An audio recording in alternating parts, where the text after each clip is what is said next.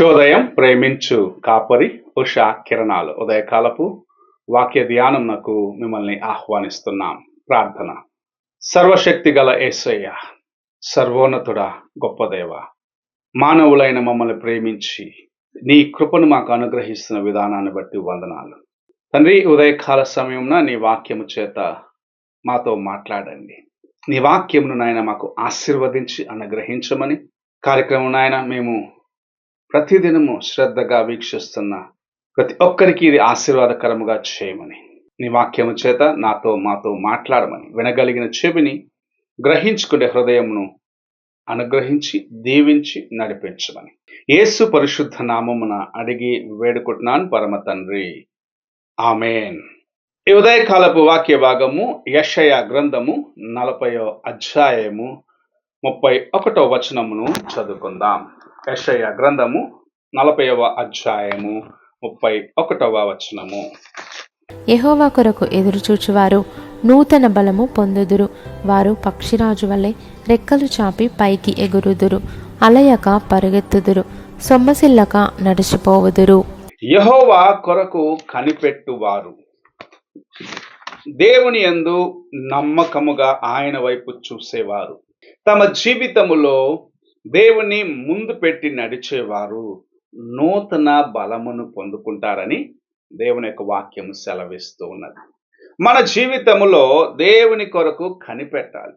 మనము అనేక సార్లు అనేక కార్యముల చేత అలసిన వారిగా, మన యొక్క శరీరము కృంగదీసేదాన్ని బట్టి అలసి సొమ్మసిల్లిపోతూ ఉంటాం. సామాన్యముగా ఒక పని పగలంతా చేసినట్లయితే మన శరీరము రాత్రికాల సమయంలో విశ్రాంతి అడుగుద్ది. మంచి నిద్ర కావాలి. ఎందుకంటే రేపు ఉదయకాల సమయంలో లేచి నేను చేయవలసిన ప్రతి కార్యమునకు నాకు బలము అవసరమై ఉన్నది. రేపు ఉదయమునే లేచి నేను చేసే పనులకు సిద్ధపడాలంటే, నా శరీరము తన యొక్క బలమును శక్తిని మరలా పుంజుకొనాలంటే నేను శరీరానికి విశ్రాంతి ఇవ్వాలి. నేను నిద్రపోయే సమయంలో ఎవరు నాకు డిస్టర్బ్ చేయకూడదు. అప్పుడే నేను మరలా ఫ్రెష్గా, చాలాసార్లు చెప్తా ఉంటాం, ఉదయంనే చాలా ఫ్రెష్గా నేను అనుభవించాను. ఆ ఫ్రెష్నెస్ కోసం, బలము కోసము మనము మంచి నిద్రను ఎదురు చూస్తూ ఉంటాం. అలాగనే ఒక వ్యక్తి దేవుని యందు నమ్మిక కలిగిన వాడిగా ఉంటూ ఆయన యందు వేచి ఉన్నట్లయితే నూతనమైన బలమును, పక్షిరాజు వలె తన యొక్క బలమును నూతనముగా పొందుకుంటాడని దేవుని యొక్క వాక్యము సెలవిస్తూ ఉన్నది. మనము అలసిన వారిగానే ఈ లోకములో ఉండాలని అపవాది మనల్ని ప్రతిసారి ఏదో ఒక కార్యమును మన ముందు ఉంచి కృంగదీస్తూ ఉంటాడు.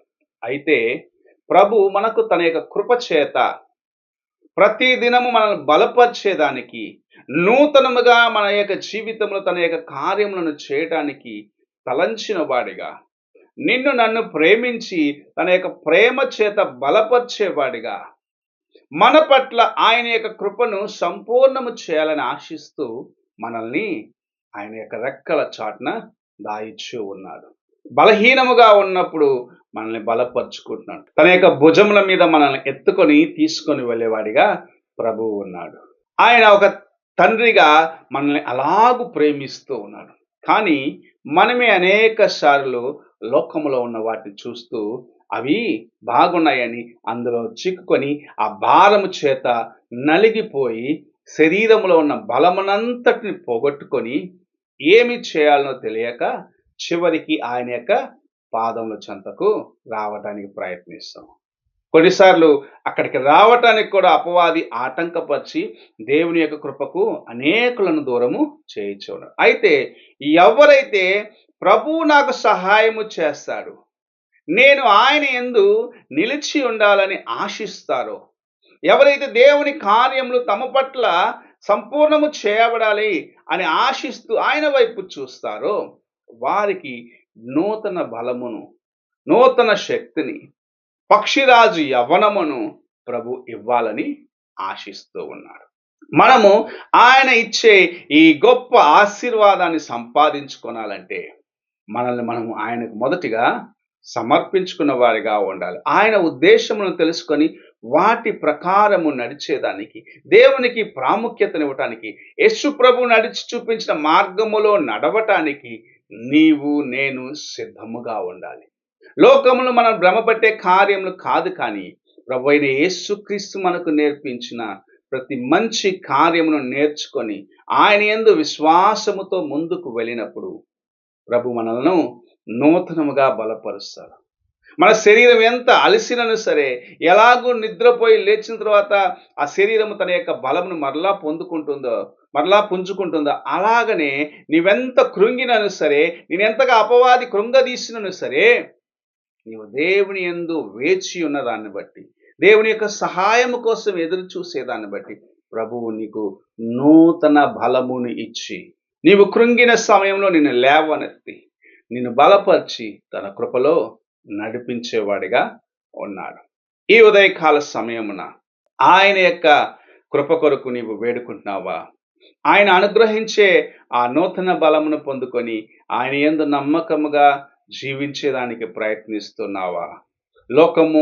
లోక కార్యములు నీకు ఆటంకముగా ఉన్నాయా, లేక దేవుని యొక్క కృప నీకు తోడుగా ఉన్నదా అని పరీక్షించుకో. ప్రభువు నీకు సహాయము చేసి నీకు నూతన బలమునివ్వాలనేది ఆయన యొక్క ఉద్దేశముగా ఉన్నది. ప్రార్థన చేసుకుందాం.